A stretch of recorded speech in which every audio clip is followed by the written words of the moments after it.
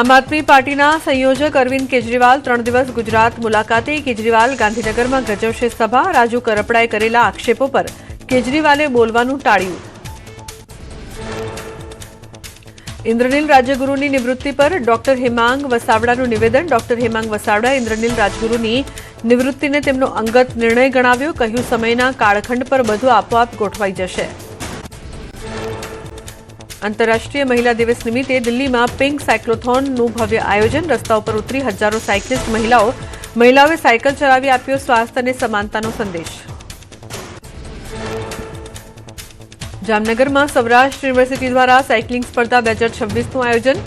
સ્પર્ધામાં સૌરાષ્ટ્રની અલગ અલગ કોલેજોમાંથી 30 જેટલા વિદ્યાર્થીઓએ લીધો ભાગ. સ્પર્ધામાં વિજેતા થયેલ 12 વિદ્યાર્થીઓ મહારાષ્ટ્રમાં યોજાનાર સ્પર્ધામાં લેશે ભાગ. મહિલા દિવસ નિમિત્તે ગાંધીનગરમાં મહિલા શક્તિ સેનાની આગેવાનીમાં આશા વર્કર બહેનોની આક્રોશ રેલી. રેલીમાં શોષણ અને અન્યાય સામે મહિલાઓએ કાળી પટ્ટી બાંધીને સરકાર વિરુદ્ધ નોંધાવ્યો વિરોધ. હાથમાં બેનરો લઈ સૂત્રોચ્ચાર સાથે રોષ વ્યક્ત કર્યો.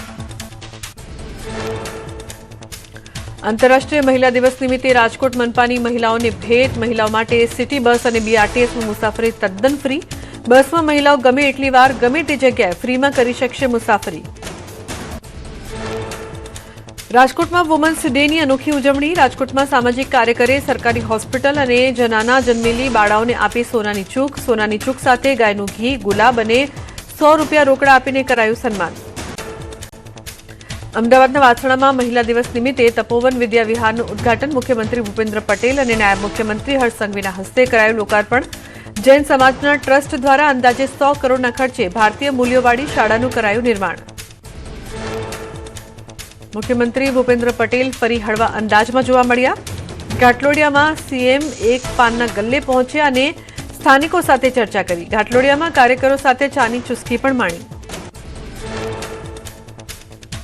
અમદાવાદમાં મુખ્યમંત્રી ભૂપેન્દ્ર પટેલના હસ્તે બોડકદેવ સબઝોનલ ઓફિસનું નામાંકન. સબઝોનલ ઓફિસ હવે સ્વર્ગીય બંસીભાઈ પ્રાણલાલ પટેલના નામે ઓળખાશે. કાર્યક્રમમાં મોટી સંખ્યામાં ભાજપના કાર્યકરો અને પદાધિકારીઓ રહ્યા હાજર. સીએમ ભૂપેન્દ્ર પટેલે ઘાટલોડિયાને આપી વિકાસ કાર્યોની ભેટ. સરકારી ચાવડી અને પુરવઠા કચેરીનું કર્યું ખાતમુહૂર્ત. ઘાટલોડિયામાં આધુનિક સુવિધાઓ સાથેની સરકારી ચાવડી અને અન્ન નાગરિક પુરવઠા કચેરીનું નિર્માણ થશે.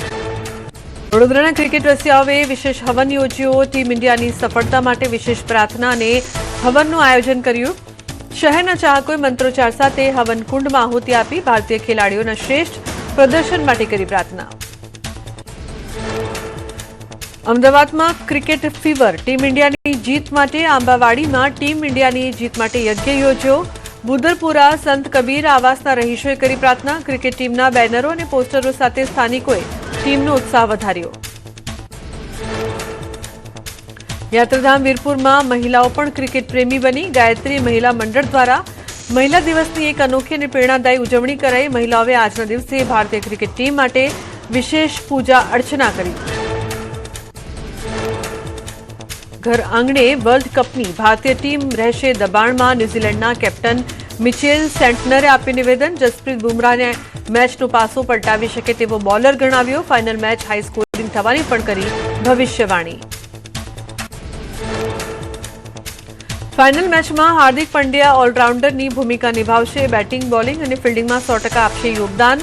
હાર્દિક પંડ્યાના કોચ જીતેન્દ્ર સિંહનું નિવેદન. ફાઇનલમાં ભારત કોઈ બદલાવ નહીં કરે તેવું અનુમાન. અમદાવાદમાં આજે T20 વર્લ્ડ કપની ફાઇનલ મેચ રમાશે. મેચને ધ્યાને રાખી અમદાવાદ પોલીસ તંત્ર દ્વારા ચુસ્ત બંદોબસ્ત ગોઠવાયો. અંદાજે 4500 જેટલા પોલીસ કર્મીઓ તૈનાત. 91 પીએસઆઈ સહિત 121થી વધુ અધિકારીઓ બજાવશે ફરજ.